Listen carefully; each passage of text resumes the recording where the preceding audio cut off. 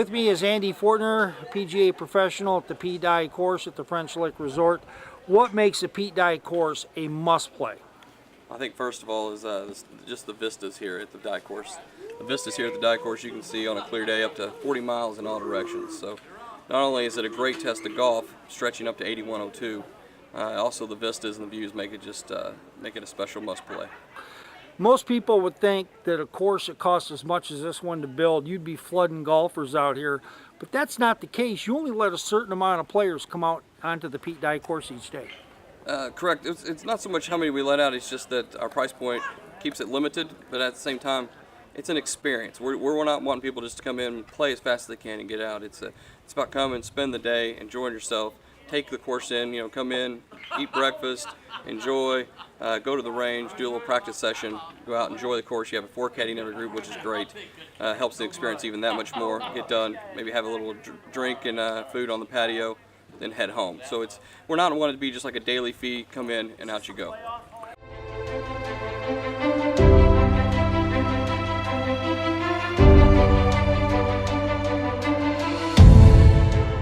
Uh, 16th hole, one of the best finishing holes coming around as you start that stretch of the last 3. Tell us about number 16. 16, more than anything, you get the par 3 and it's water all the way down the right-hand side. I mean, there's not much miss right at all. So when you get up there, and then the problem is there's not much miss left either. I mean, you can miss it left, and you got a lot of heather. You got a bunker down that left-hand side as well. So for that hole, I mean, that's a tough par 3, maybe one of our more signature holes here.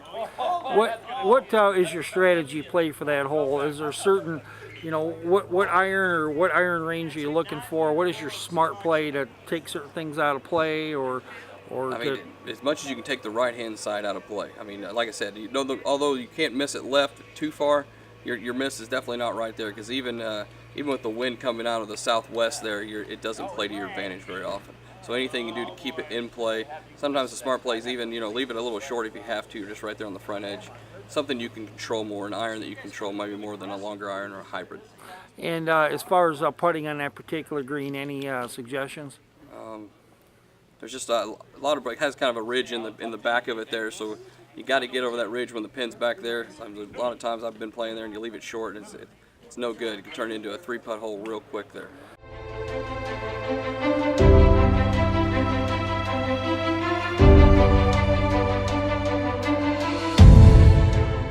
'17 is just a tough golf hole, Andy. Tell us a little bit more about the wide range of tees there and what your play is, where you want to put the ball so you have a best chance of getting a par and an occasional birdie, maybe.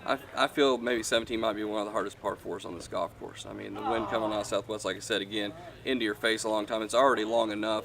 So for that hole, I mean, and then you don't have a lot of miss left. So anything, and then if you miss it right there, it's down over the hill towards 18 with the heather, and then there's a waste bunker down there as well. So for that one, it's you got to keep it in play on 17, and like I said, it plays so long.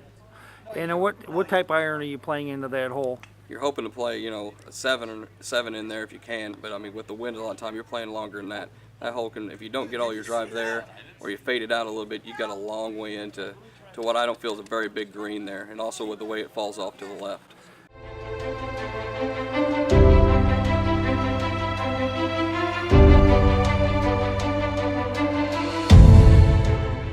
Now, Pete Dye saved a severe, I don't even like a left-hand turn hole there for the 18. That's diabolical Pete there, among his best, huh? It is, especially off the tee. Off the tee is very visually challenging.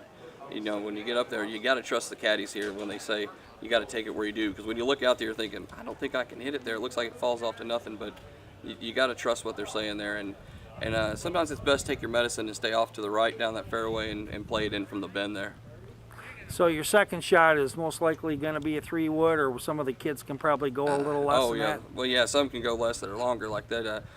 Sometimes I think it's if you can't get there, your best, especially that green being so large and so long, you can play, 2 or 3 clubs there from the front all the way to the back. So sometimes you're best just to take your medicine, try to get it over there in the bend or down towards the approach area, and then try to play up and down for the birdie. Now, assuming you've accomplished your first 2 shots, your final shot into the green is approximately how much, and what is your strategy for coming home?